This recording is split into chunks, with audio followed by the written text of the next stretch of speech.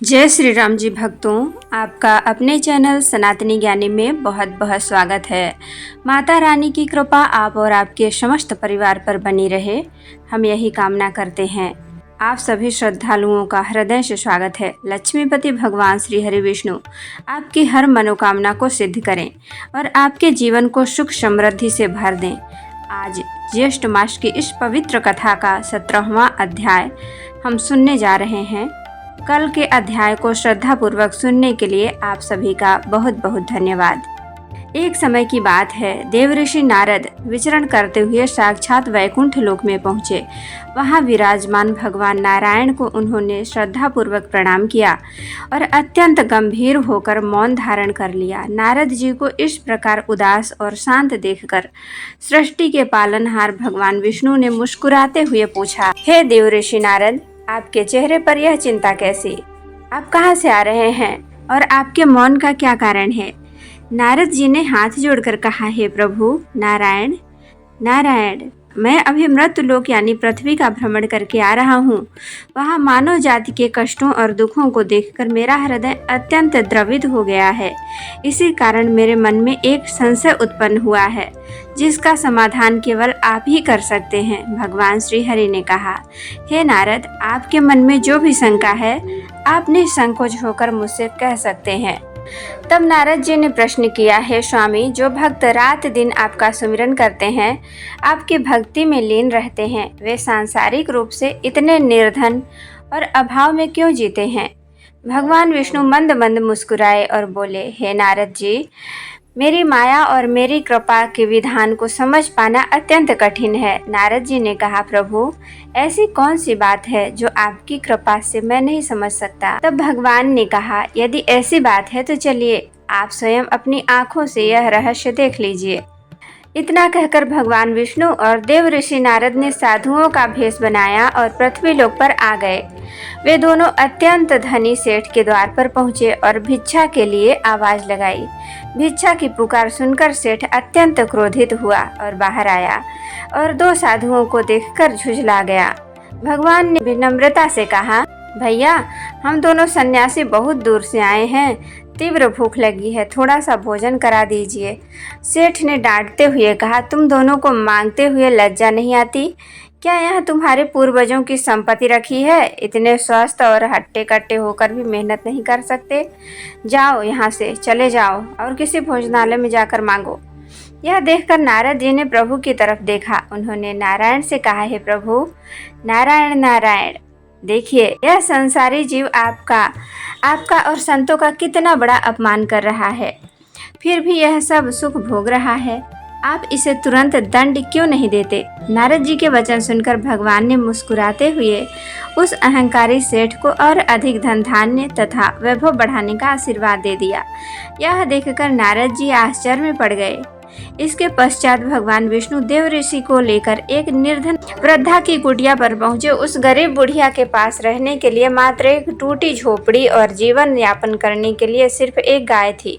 जैसे ही भगवान ने द्वार पर भिक्षा की अलख जगाई, वह बूढ़ी माई अत्यंत प्रसन्न चित्त होकर बाहर आई। उसने आदर पूर्वक दोनों संतों को आसन दिया और आतिथ्य सत्कार के लिए अपनी गाय का ताजा दूध लाकर उसके सम्मुख रख दिया। बुढ़िया बोली, हे महात्माओं, इस दासी के पास इस दूध के सिवा अर्पित करने के लिए कुछ और नहीं है, कृपा करके इसे स्वीकार करें। भगवान ने बड़े चाव और प्रेम से उस दूध को ग्रहण किया। तब नारद जी ने धीरे से भगवान से कहा, हे स्वामी, आपके सच्चे भक्तों की संसार में ऐसी दीन दशा देखकर मेरा हृदय कांप उठता है। यह भद्र महिला आपका इतना भजन करती है, संतों का सत्कार करती है, और आप इसे कोई बड़ा महल या सुख संपत्ति का वरदान क्यों नहीं देते? भगवान विष्णु ने कुछ क्षण विचार किया और उस बुढ़िया की एकमात्र सहारा गाय को मरने का श्राप दे दिया। यह सुनते ही नारद जी का क्रोध भड़क उठा। उन्होंने कहा, हे नारायण, यह कैसा न्याय है? जो आपका अपमान करे उसे धन की वर्षा और जो सर्वस्व अर्पण कर दे उसकी गाय छीन ले। क्या यही आपकी लीला है? तब भगवान नारायण ने गंभीर स्वर में रहस्य समझाते हुए कहा, हे देवऋषि, यह बुढ़िया मैया मेरी अनन्य भक्त है।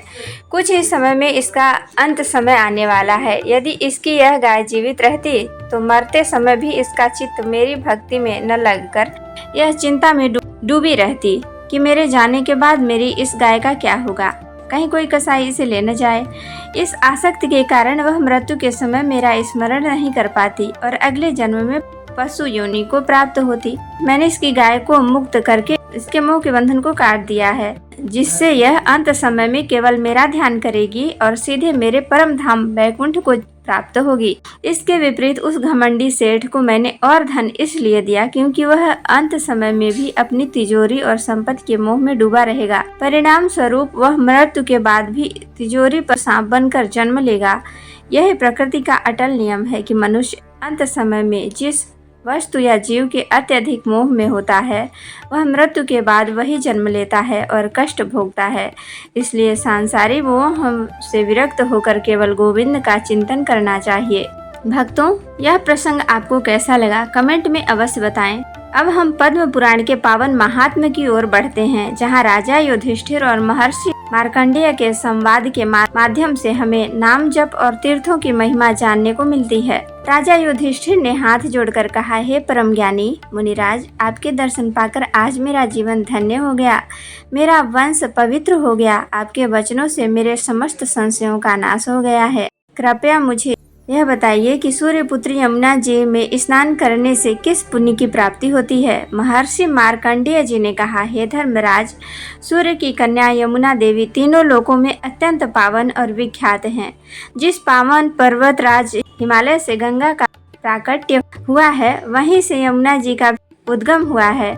यदि कोई मनुष्य हजारों योजन दूर बैठकर भी श्रद्धा से यमुना का नाम लेता है तो उसके समस्त पाप नष्ट हो जाते हैं।